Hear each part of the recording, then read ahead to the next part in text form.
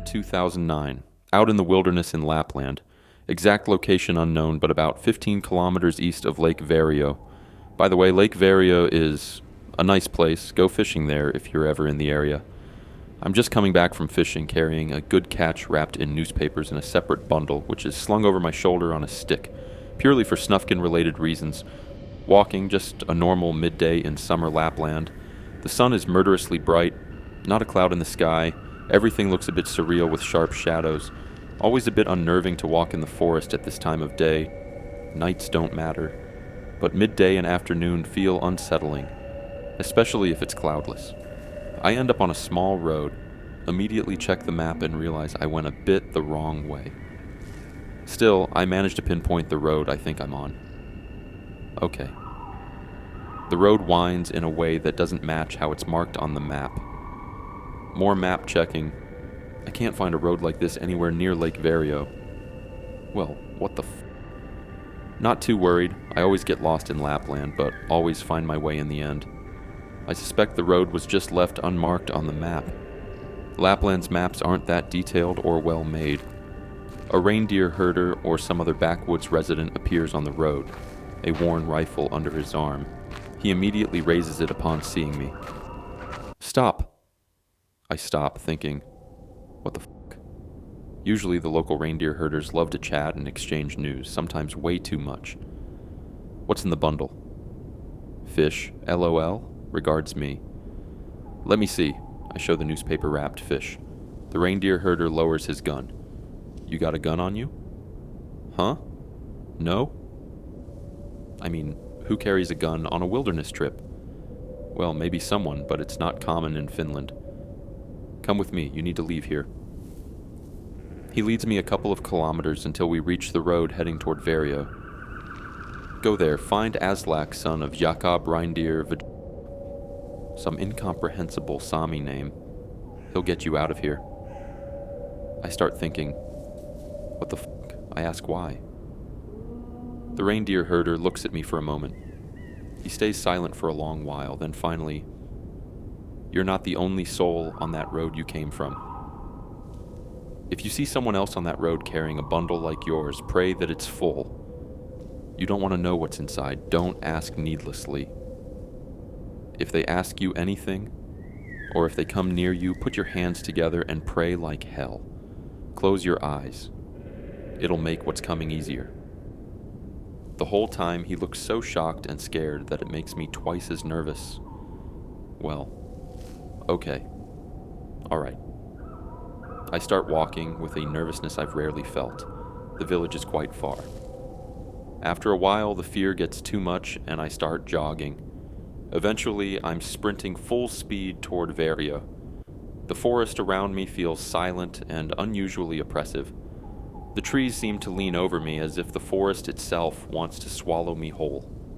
Holy shit, no fucking way. I realize my stamina won't last. I have to slow down. I glance back in terror just to make sure the road is still empty, right? And far back on the road, someone is standing. The figure is too far to make out clearly, but they have a stick over their shoulder with a bulging bundle hanging from it. They are looking right at me. I start running. Suddenly, my stamina can handle anything. Eventually, though, it fails me for good. Panting and staggering, I'm too afraid to slow down. Finally, I reach a small clearing at the edge of the village. My memory gets hazy here, adrenaline, but I stumble across the clearing completely exhausted and reach the nearest house. I knock on the door. Someone answers immediately as if they had been waiting there for a long time. I mumble that I need to find someone, getting about half the name right. The woman at the door knows who I mean.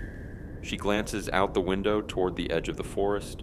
The window has a clear view of the field and a bit of the forest path where the road had turned into a trail. At the edge of the clearing, a figure stands, with a bundle. I mumble something about being lucky to have outrun it. The woman looks at me with a bit of pity. You didn't outrun it. Its bundle was just full. I ask what she means. Clearly, I had left it behind. I hadn't seen it since I started running. She shakes her head. I watch from this window. It was behind you the whole time.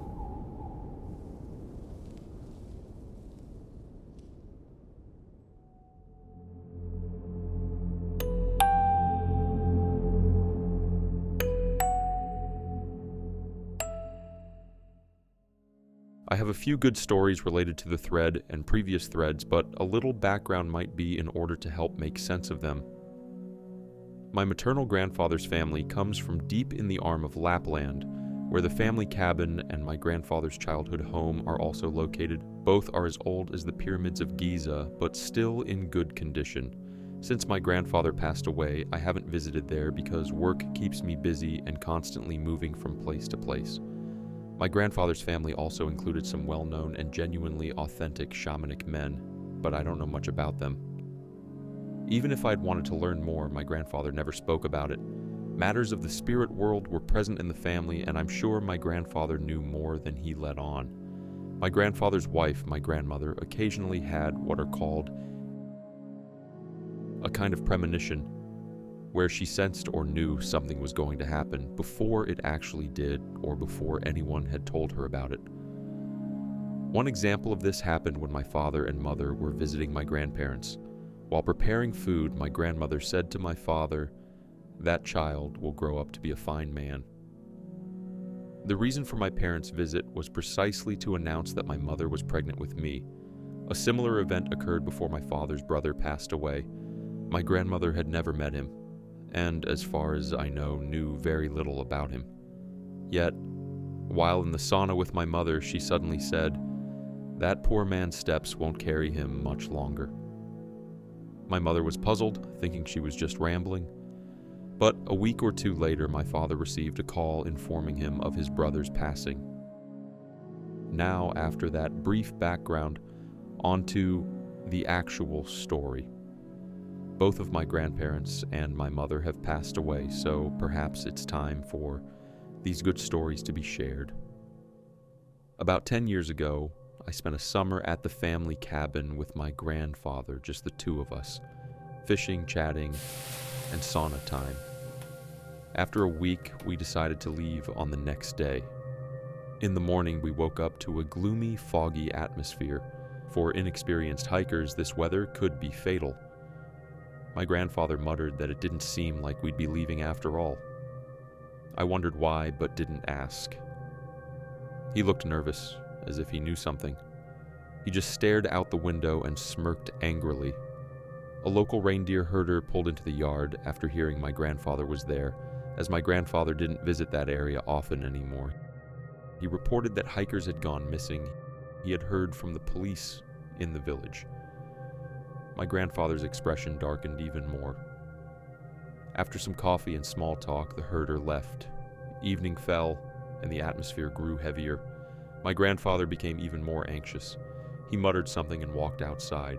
He stood in the yard, scanning the forest and the riverbank nearby. He came back inside and added more wood to the fireplace. He muttered something again, and I listened while reading a comic. He spoke about bundles. What the hell? The bad weather lasted for 3 more days, and we stayed in the cabin. My grandfather remained nervous and distant the entire time. On the 5th morning, the sky finally cleared. The reindeer herder returned. The missing hikers were found dead, nearly 15 kilometers from where they had started. At the time, I didn't think much of it, but later, I asked my grandfather about it. He said there was nothing I needed to know. In his final years, he admitted that he had always known the weather was a bad omen and could sense that something was wrong. Apparently, the hikers had set up camp in a place where they shouldn't have. The story may not be creepy, but it's interesting. The next story is a bit creepier. The following year after the previous story, visiting my grandfather's childhood home with my mom and him. A big old wooden house filled with old belongings, uninhabited, but relatives and neighbors occasionally stop by, planned to stay for 2 nights. Upon arriving, I noticed my grandfather was nervous again.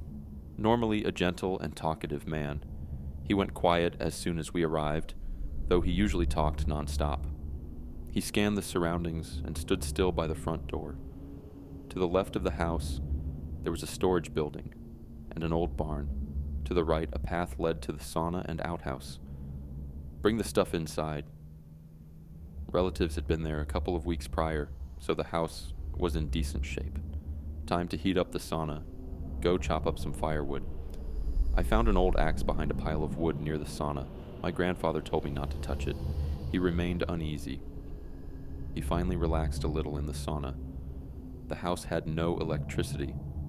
I slept in the room where my grandfather's parents once slept. I fell asleep. I woke up in the middle of the night, had to take a leak. Got up and walked to the edge of the yard to take a leak. As I relieved myself, I noticed my grandfather standing in the dim light. My heart nearly stopped. I asked him what he was doing outside at this hour. No answer. I walked toward him. He extended his hand backward, still facing away from me. He made a shh sound with his mouth. He turned and told me to be completely silent.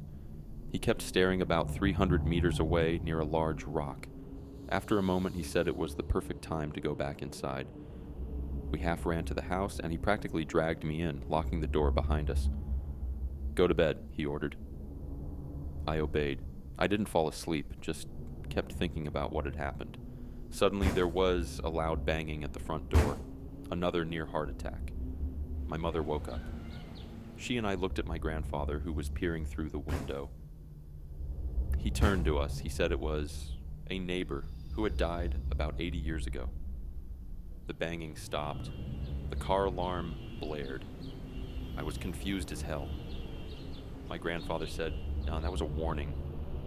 We packed up to leave as soon as possible. The banging started again, and everything went dark. It was late summer, early autumn. We heard strange murmuring or speech-like sounds. The banging stopped. Dawn broke, and the situation calmed. We went to lock up the sauna. The old axe was in front of the door. Time for an explanation. My grandfather told me that an old neighbor had been murdered with that axe. The axe had been found next to the body about 400 meters from the house. The murderer was never caught. The neighbor had been a drunkard and had killed someone's reindeer.